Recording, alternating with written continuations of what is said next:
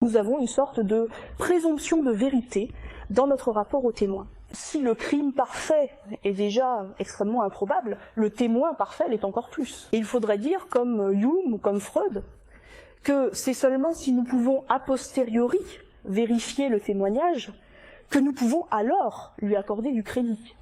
Pour Freud, par exemple, dans L'avenir d'une illusion, c'est même la seule chose qui différencie une superstition et une croyance par témoignage. La superstition serait ce qu'il est absolument impossible de vérifier.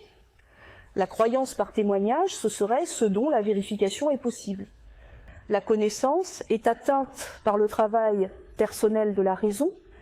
Elle ne peut pas faire crédit au témoin a priori de la vérité de son discours, et par conséquent, ce n'est qu'a posteriori, après une vérification personnelle, que l'on pourrait tenir compte de la parole du témoin.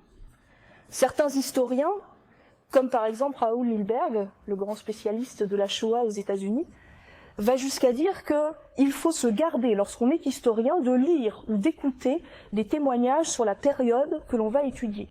Et il ajoute « J'ai pu constater que toutes les erreurs qui sont entrées dans mon œuvre, ou presque toutes les erreurs, sont liées à des témoignages auxquels j'ai fait confiance. » Pourquoi?